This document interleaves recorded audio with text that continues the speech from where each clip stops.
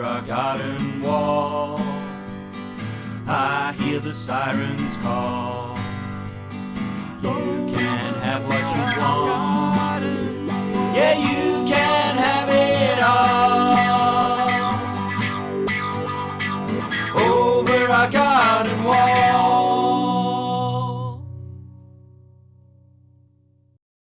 Hello there. Over the last few months, we've been doing some chatting and polling around putting a list together of the greatest Scottish albums on X.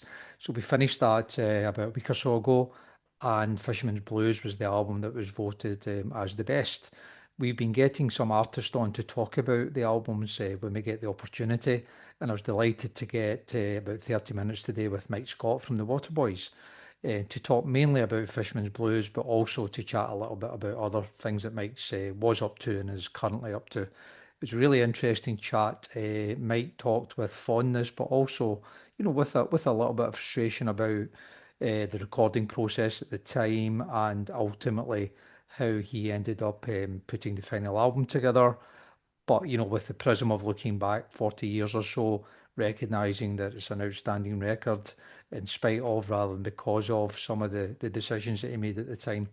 The upshot is that as well as that being an amazing record, and we talked quite a lot about that, we also talked about some of the other songs that were recorded around that time.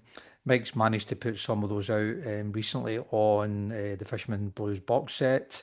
And he also told us that they recently unearthed a whole other bunch of recordings from that time that he didn't even know about. And he's been spending the last 12 to 18 months tidying all that up. And that stuff's coming out now this summer. And there are some gigs off the back of that, which are part of the Fisherman Blues Revue, which also Steve Earle will be part of, which will be pretty exciting. So we chatted a whole bunch of stuff. As I say, there's a lot of fondness about the record, as well as, I guess, some of the reflections at the time. He also managed to drop in things like the famous record producer Bob Johnson calling his mum's house in Ayr, meeting the Brotherhood of Man in London, and finishing with a really nice story about some advice Jackie Levin gave him a while back, which he's never forgotten. So really good fun. Thanks to Mike for today, and also for supporting the album conversations on X. He's been a big fan of that, and it really helps us to get engagement from the artists. And I'm sure you'll enjoy this one when you get the chance to watch it. All the best now. Stay safe. Mike, good afternoon. How are we doing?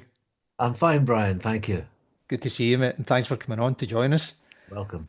And congratulations on Fisherman's Blues getting voted the greatest Scottish album. Was that a bit of a surprise for you? Were you It was a surprise, yeah.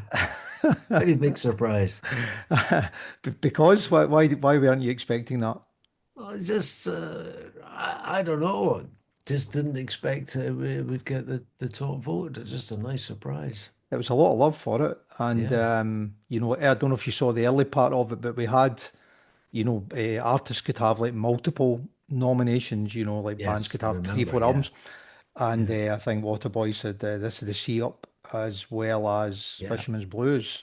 Yeah. If I'd been a betting man, I might have thought this is the C. Maybe Yes. would have come through at that point, but Me too. Yeah. but it didn't. And then right through the whole Fisherman Blues thing just stayed like super Yeah. popular. So, Yeah. and then that whole thing about us deciding to have a chat about Scottish albums, and then everyone asking questions about what's a Scottish album, and Yeah. how do we define that, and we had a bit of fun with that. So, Yeah. Because but let's Fisherman Blues, of course, recorded entirely in Ireland. entirely in Ireland, Mike. As was pointed out on numerous Yeah. occasions. Yeah. I think we actually you might have missed it at the beginning, but we did some polls like way back, and we did a bit of a kind of like a Scottishness test just for fun, really. Yes. Yes. And we voted on a whole bunch of stuff, everything from kind of Rod Stewart to AC/DC to Al Stewart to Dire Straits Yeah. to Marillion to Big Country, everybody, right? It was Yeah. we had such a laugh with it. But whatever, if the guys voted a majority of them being a Scottish band, that was it. That was it. The argument was over. We just went on with it Yes. there. So, and Yes. Waterboys were very much seen to be Scottish. So, Yeah. Well, I am 100% Scottish. I think Yeah. you pointed that out a couple of Yeah. times Yeah. on the I do chat. enjoy pointing that out. Yeah. I bring a bit of West of Scotland insult to bear whenever that happens. Yeah, that didn't go unnoticed at Yeah. all. So listen, if you don't mind, could I just whiz you back a little bit Yeah. to I guess around 86 where this disease happened, it's probably been, I Yeah. guess, the most successful that you've So far, right, yes. sure. Yeah. And first three albums pretty much kind of UK recordings, kind of around the UK somewhere, They were most of them. all recorded in London. London, right. Yeah. So just what was your thinking then about that step from, big album, really successful, and then sort of, going somewhere else and then the sound starting to kind of adapt a little bit? What happened? Well, I was tired of recording using overdubs. Okay. You know, I grew up in the as a recording artist in the late 70s when recording by overdubs was the way to make records. You'd normally put the bass player and the drummer in first, and they would play the song without anybody else, and then you'd add everybody on top. Hmm. And I found that an awful dry way of working, and it was all right if I was playing all the instruments myself, but with the band, it was a really boring way to work. So I never really liked that, and I was always trying to bust out of that and convince engineers not to record like that. And for a lot of Pagan Place and This Is the Sea, we actually did work as an ensemble in the studio, but we didn't record vocals live, and Hmm. still a lot was overdubbed.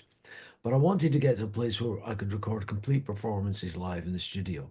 And when Steve Wickham joined the band on fiddle and Hmm. Anto, our sax player, moved a lot of the time to mandolin, Yep. suddenly I had this pair of musicians who could improvise and play live around my voice in a studio context. And we got a new bass player as well, Trevor Hutchinson, who lived in Dublin. He's Yep. from Cookstown in Northern Ireland, and he could improvise very brilliantly. He was a magical studio improviser. He had all these little tricks, like if he wasn't sure what chord was coming next, he'd leave a space on the first note, Right. and by the second note, he would have clocked what the chord was, and he would Okay. hit it. Brilliant. And Anto on sax and mandolin, he had all his little improvisers tricks as well. You know, if I was playing a song in the studio that he'd never heard before, he would go off mic, and during one of the verses, he would work out the sax solo. Yep. And then when it came, he would know what was coming, and he would know that after two choruses, I would nod to him to take a sax solo. And Yeah. by that time, he would have it worked out, and he would play it first time correct. So the guys had all these tricks, so I was able to improvise in the studio Hmm. with the guys live, with live vocal, and we used to set up in a circle in the studio, and so that was my dream really to record performances and escape from that dry, semi-sterile overdub way of working, and that's how we started making Fisherman's Blues. Okay. And there was a change of location as well because I'd moved to Dublin. Okay. I'd come to visit Steve Wickham for a couple of weeks and Hmm. ended up staying. Okay. And Steve became quite important at that point, I guess, to the kind of core sound. That sort of violin stuff was fairly prominent, wasn't it? Did he Yes, it play? was. Did he play on the Pan Within? He did. He did, He's right? on the Pan Within and This Is the Sea. Yeah, It's the last thing to be recorded. Yeah. yeah. So that was the kind of link, I guess, or the jumping off point a little bit Yeah. to right. Okay, that's Yes. really interesting. And then how did the kind of the rest of the musicianship come together? Was that a kind of organic thing, or did you have some guys in mind, like Trevor and other people? It was very organic the way it Yeah. happened. When I first came to Dublin, we wanted to do a bit of rehearsing, and Steve produced this rhythm section from nowhere of Trevor and his mate Pete McKinney who played drums. He's I know these guys. So down they came to the rehearsal room and we all got on really great and we just started recording. We weren't recording an album. You know, it wasn't one of these things where you book the studio time, you talk to the record company and it's all done and there's a budget. There was none of that. It Right. was just let's do a day of recording and we hired Windmill Lane, which was the good local studio. And we did one day's recording, recorded about 15 songs. It went really great. And then a couple of months later, we did some more. But it was all very informal and natural. Okay. There was no heavy vibes. It was just for fun, really. And were you under any pressure at all in regarding sort of recording a new record or No, kind I of no? wasn't. You weren't. Right. No, no. It was a very strange situation because I had a little bit of success, so confidence was high. Yeah. I had an improvising band and I was writing a lot of songs, so creativity was fast and flowing. Hmm. But at the same time, I had an unlimited budget because the small label I was with, which was called Ensign, Yep. was for sale and was bought by Chrysalis Records. And I had a hand in tipping the balance so that they got the deal. And so Chrysalis were very were well disposed towards the Waterboys, and although Sinead O'Connor and World Party were also on Ensign at the time and were part of the sale, Yep. they hadn't yet released any records, so they had no real influence on the deal. But the Waterboys were the hot act, Hmm. so we swung the deal to Chrysalis, and Chrysalis responded by giving me an unlimited budget and no pressure. So a very helpful Yeah. combination of circumstances. Yeah. At least at first, it was very helpful. Later, when I got bogged down on the album and kind of lost perspective, I could have done with someone cracking the whip or coming Right. into the studio and saying, "Well, you need to do this, you need to do that," which never happened because of the authority I had in the situation. Can I ask you about that then? Because there was quite a long sort of gestation period Yeah, for the recordings, and I know you've said there was hundreds of songs kind of recorded yeah. during that time. So did that become a challenge in itself, trying to find a way out of that and find an album that you were happy with? And It was very difficult indeed. right, In the first year, 1986, I worked out we did something like 20 or 21 days studio time, okay, but they were all spread out and there was no loss of perspective. It was dead easy. hmm, Just every couple of months we'd do a little bit more and we recorded a lot of great music and really should have made the album out of that music and just released it quickly. But I had all these other ideas and lots of other songs that we hadn't yet got to. So then we went back into the studio and we ended up being in the studio for about 6 months non-stop in Windmill Lane. And that's when I lost perspective, right, just from being too close to it and recording too much. Because, I started off explaining how we would set up in a circle yeah, and play. We could record 10 or 12 songs in a day doing that. Anybody could if you set hmm, up playing live, you've got 8 hours studio time. You can, if you really go for it, you can record 8 hours of music. Well, we didn't quite go that crazy, but some days we would come out of the studio with an hour of new music to listen to and process. And that's a lot for a musician producer to handle. That was yeah, me, yeah, producer and artist. And the amount of music just increased so rapidly and so beyond my capacity to process it that I got lost. yeah. And did you ever think about? So I remember 'cause I am and I was a big Waterboys fan at the time. So I remember you guys were on the tube in about I don't know 86, sometime in 86, Yes, right? yes, And you played Fisherman's Blues, yeah, and I think you played a little bit of Meet Me at the Station, if I remember. yes, And you got yes, cut off for Ozzy yeah, Osbourne or something. Is that right? yes, You're right. yes, Okay.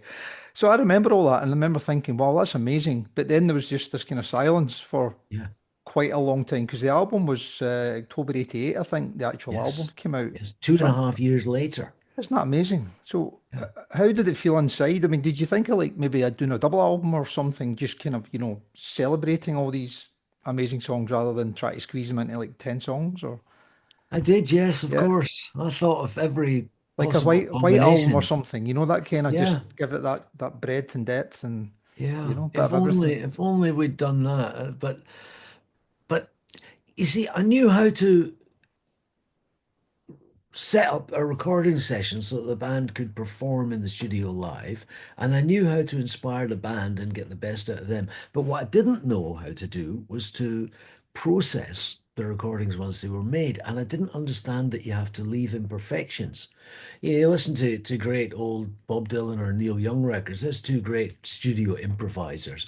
Bob Dylan, famous for only doing one or two takes of Hmm. songs, and Neil's the same. Hmm. But they leave the mistakes. Hmm. They don't fix it all. And you see, I didn't have that. experience and knowledge. And as I said, I'd come from the overdub culture. So we would have some great take of something like Fisherman's Blues. And I would think, yeah, but the drummer slows down at the second verse. So we Yeah. can't use that one. Or I sing out of tune there, and I don't really want to do a drop in because it won't sound natural. So we better do it again. Or that drummer doesn't play quite the way that I imagined the song. So we better do it again with another drummer. I had all these complications that I was imposing myself on the process that Mhm. slowed it down and confused it, and then trying to find my way out of the thicket of all that and all the possibilities, which were endless. Mhm. It was all I could do by the end of it to pick the 10 tracks that were on the finished album. But you were still, if I'm right in saying, I think you were still gigging through this. You were still Not so doing, much, not no. so much, right? We had a busy gigging year in the first half of 86, but after that, 87, we'd only did a handful of shows, Right, okay. and none in 88 until after the album came out. Right, okay. So you weren't really road testing them other than in the studio when you were rehearsing and recording Just a little bit, a little bit, right? but not in the way that we play a song 30 times and kick out Right. all the jams of it. And Yeah. yeah, And how did, on that basis then, it is amazing there's only 10 songs on it or 10 full songs. So yeah, how did you get from boiling the ocean down to 10 tracks? Because I think I saw something on yeah, X the weekend. One of the guys asked you about World Party, the song. yeah, And you were yeah, saying, look, great song, but benefit of hindsight, maybe shouldn't have been on there. So yeah. how did you actually get to that selection process? Well, I was completely lost. Right. I remember I was at Rockfield Studios for about 2.5 months trying to mix the album, and Yeah. yeah, it's not. I wasn't out of it or anything. I was a pot smoker, but I wasn't out of it. But I just lost perspective, and there were a couple of tracks. I knew that Fisherman's Blues, We Will Not Be Lovers, and Sweet Thing, which were three of the very first tracks that we'd recorded. I was confident in those. I knew those were great. Those Yeah. have to be on the album, whatever happens. So that gave me a framework for the first side. Hmm. And then out of the huge amount of music that we recorded later in 86 and through the whole of 87, I couldn't pick anything. And I ended up choosing Strange Boat and World Party. And it was a shite version of Strange Boat, and World Party was the wrong song. And so I think I really blew the first side by including those two. And Okay. then for the second side, I I was fairly confident about the Spiddle music because that was very recently recorded, and Yeah. I hadn't really lost my perspective on that. So I thought, all right, I can compile a side two just from Spiddle, Yeah. from Bang in the Ear and Stolen Child and so on. So I could manage that. But there was this huge, all the music in the middle got lost. Hmm. And we'll maybe chat about, I know you're revisiting some of that stuff Yeah. now, which is great. Yeah. And is it fair to say there's a kind of different sound to the two sides? I Although think it's, so, yes. yeah, Yes. yeah, By the time we worked in Spiddle, I think we'd gone so deeply into listening to trad music that we'd lost a bit of the rock and roll edge. right, There's no sort of visceral power on yeah, side two. There's a lot of beauty and yeah, funny song shapes and magic, but it's a different set of values. yeah. And like no real electric guitars and stuff to speak of on side two, No, mainly no, acoustic. Yeah, that's right. yeah, I which think I is, play one Johnny Thunders lick on a Bang on the Ear. you always need to sneak a Johnny Thunders lick in, right? Do, yeah. Always, mate. Yeah, yeah. Always. And when it was finished, so I don't know, do you do like a playback and stuff? How does that happen when do you submit the record and did Uh, somebody sign that off before it goes out, or how does that process work? Well, I had complete control. Nobody was Right. empowered to say, no, you can't put this on, or where's this, or there was no oversight. Okay. So we mastered the record. We mastered it at PRT Studios in Marble Arch. And then I submitted it to the record company, and then it came out. And when we were working in PRT Studios, the engineer at the mastering engineer was a chap called Noel Somerville, and he took us across the road to a trattoria Okay. for a meal. And sitting at the next table was two members of Brotherhood of Man, the bloke with the tash and the Yeah, yeah. blonde girl. And they looked at us, and they could tell we were musicians. So they said, are you working over in PRT? And I said, yes, we are. And of course, we recognized them and knew who they were. Yeah. Uh, and they said, "Oh, there's a lot of luck in that studio. You'll do well with whatever you've done." Ah, okay. Yeah, Yeah, it's a that's very nice interesting. encounter. Yeah, yeah, and didn't inspire you to re-record "Save Your Kisses for Me" or No, it "Figaro" did not. or No, something? No, no, no. or them to cover, Fisherman's Yeah, Blues, or yeah, that'd have been yeah, interesting, right?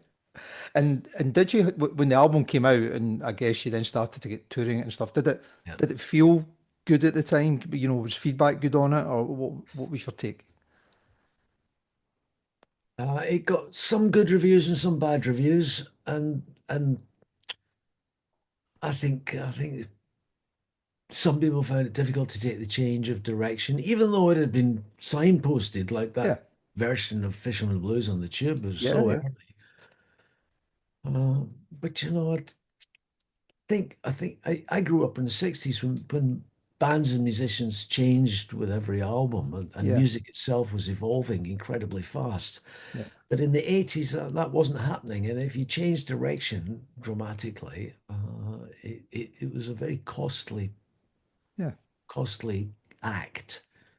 Yeah, I can imagine. I think. It's interesting you say that because I guess in the early 80s, my favourite band were The Jam.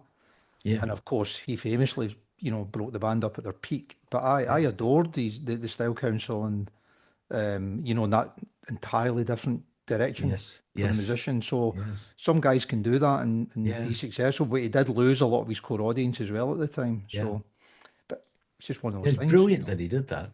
Yeah, oh yeah, I got a lot of love that time. he did Yeah, that. Yeah. yeah, absolutely. But you say in the 80s it got a bit sterile with the MTV thing coming through and it was all about the look, I think, Yeah. wasn't And it? and change in bands was incremental. Yeah, Bands would change a little bit in each record, but they might change their image a lot. yeah, Madonna was the great 80s yeah, sort of chameleon, but only in image. The music didn't really change much. She's got whoever's the hottest mixer is doing it. But the music itself, I'm not saying her music was bad, but it didn't really change, but the look changed. It's yeah, like a pretend change. Whereas when Bob Dylan was, going went country with Nashville Skylines, he vast change yeah, stylistically and in terms of the topics he was writing about. The change was very deep. yeah. Did you have Bob Johnson connected to the album He in some way? produced some of it. Yeah, Yeah. he worked with How did us. that come about? Well, I don't know if your listeners will know who Bob Johnson was. He produced Blonde and Blonde, most of Highway 61 Revisited, John Wesley Harding, Nashville Scally produced Simon and Garfunkel, Leonard Cohen, Johnny Cash at San Quentin, He did. Yeah. Folsom Prison. Uh-huh. Yeah, he's a heavyweight producer in the Indeed. 60s and the early 70s. And after This Is the Sea, someone had played him the Waterboys and said, "Look, these guys love Dylan and they love those records you produced. You should work with them." And he was trying to find a way back into the music business, and we were a hot new band.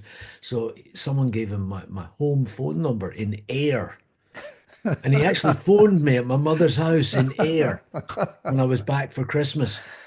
And I remember he said, "You guys are the whiz." That's what he said to me. "You guys are the whiz." So we arranged to meet up, and he came to Dublin to meet us.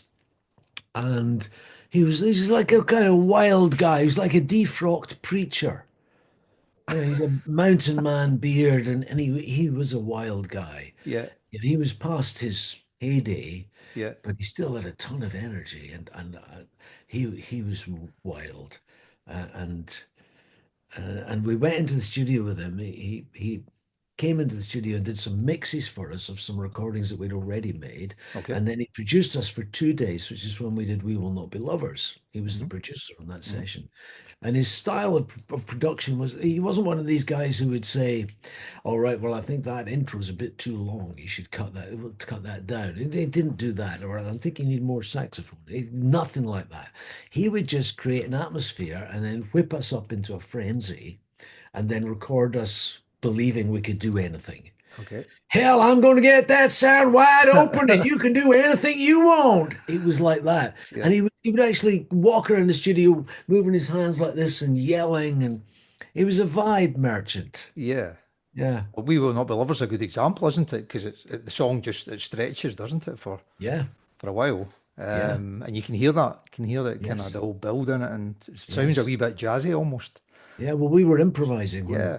the band had never heard the song. Yeah. Sounds it. And I came up. I had written it a few months before, and I had the lyrics, I think, in my head probably. I don't think I had them on paper. And I played the riff, and they came in with it as a response to what I was playing on the guitar. Hmm. And then Yanto doubled it on the mandolin, and we were off. And we only did one take. That was it. Once ever. Fantastic. Yeah.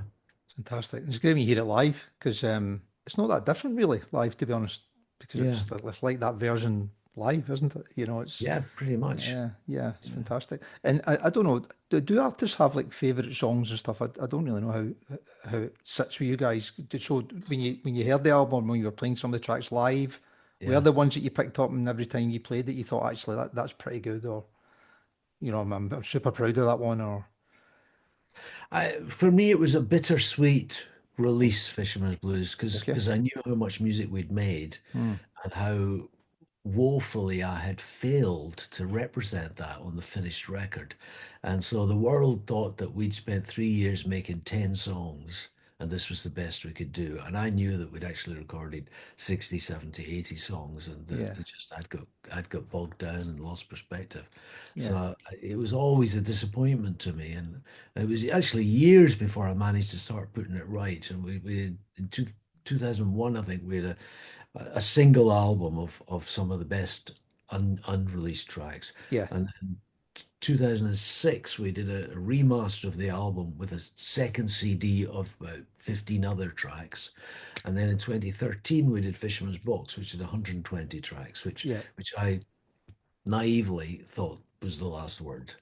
Okay, but it's not obviously. It's not the last word, no. That's okay. We'll kind of finish on that second. And I guess, you know, looking back on that time, generally speaking, are you looking back on it with kind of happiness or a bit of frustration or you know, what's your overarching Oh, feeling? it was a wonderful time, Brian. It was a Yeah, wonderful time creatively, and I'm long past the frustrations of not being able to finish it properly, or and getting confused.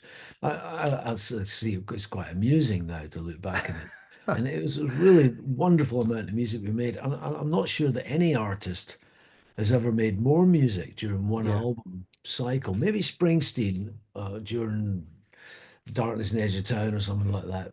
yeah. But very few people, maybe Dylan at the Basement Tapes. And I'm very proud of what we did. And I think we did what almost no other band could have done at the time. The breadth of music that we played, the ease with which it flowed through us in the studio.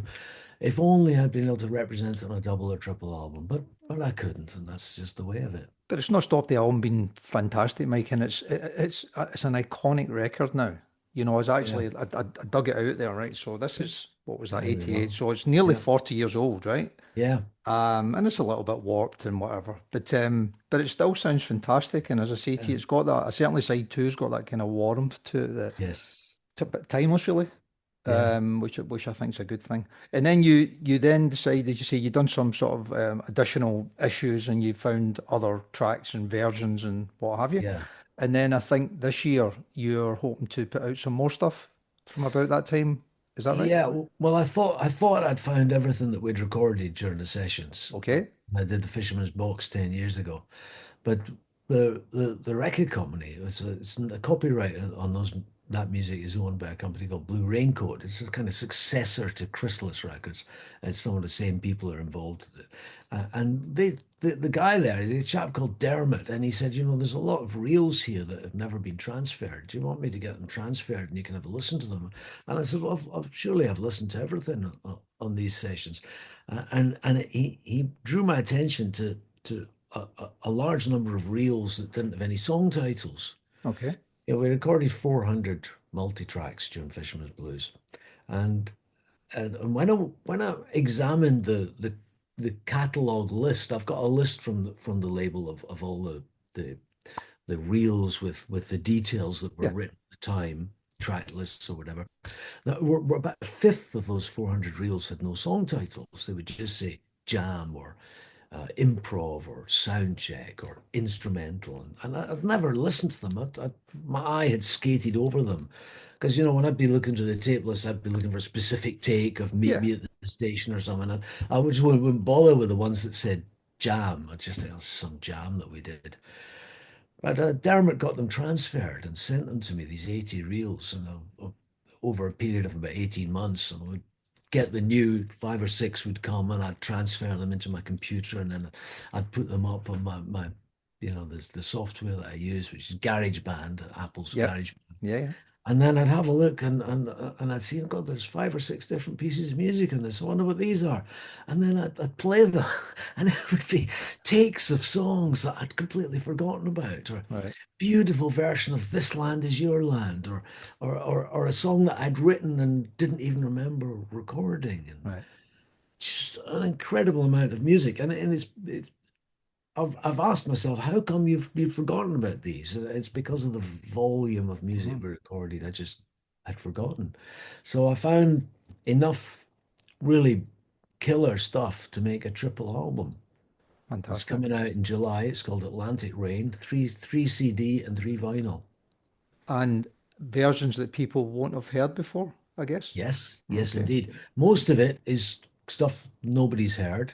Right. A couple of tracks maybe are alternate versions of songs that came out, but a lot of them are songs that didn't come out, and some songs that nobody's ever heard because they were never played live, Yeah. and never re-recorded for another record. And then there are a few extended versions of things that I didn't have on multi-track before. Like when I compiled Fisherman's Box, I was still, how can I say, I was still overwhelmed by the amount of music we'd done, and I didn't go into the multi-tracks. I just used the session tapes, Yeah. the desk mixes from the recording sessions. 'Cause we were always very good at doing rough mixes and Hmm. putting stuff down. But for this record, I had the multi-tracks, and I went into the multi-tracks, and there were some things that were mixed very badly at the time because maybe the engineer we were using was fond of huge 1980s snare drum sounds or whatever.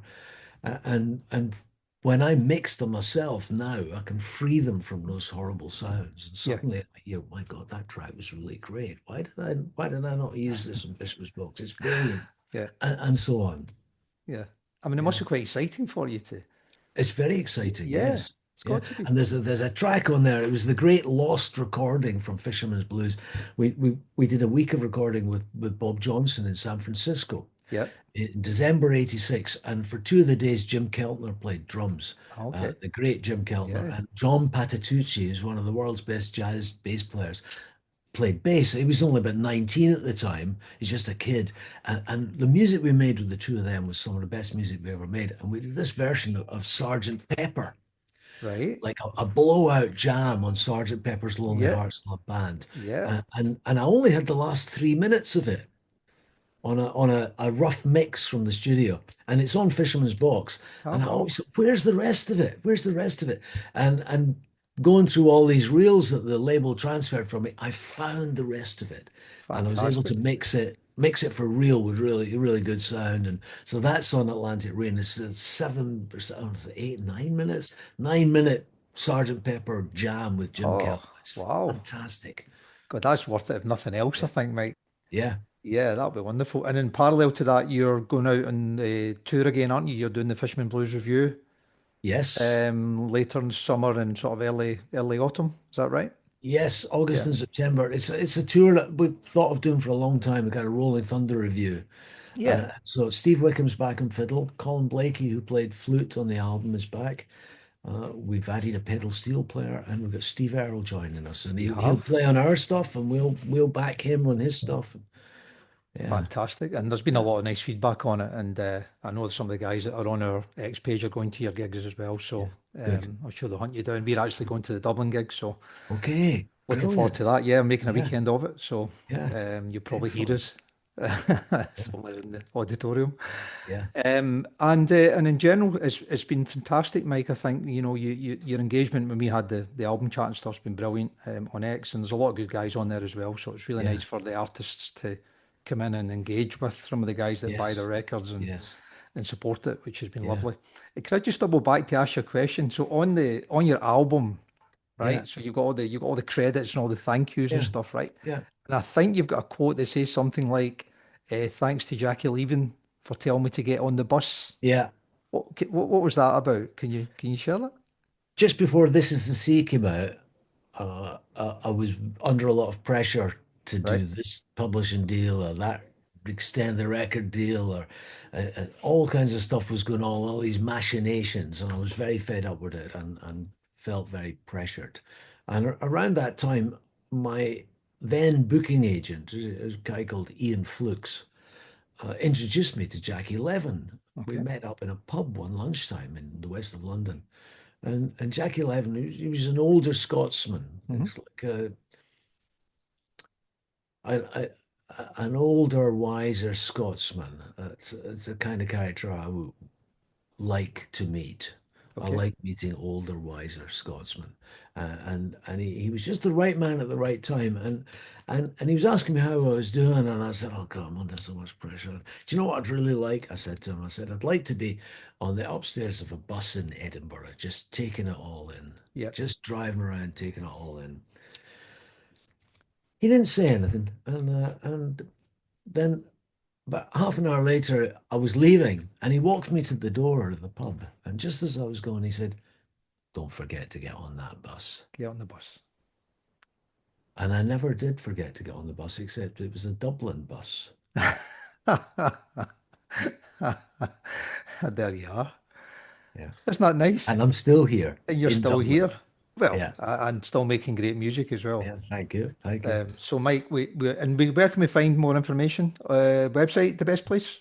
Mike Scott, Website or my Waterboys, Twitter page. Twitter, Yeah. Waterboys Music. Yeah. We'll find you. The guys can find you, right? Yeah.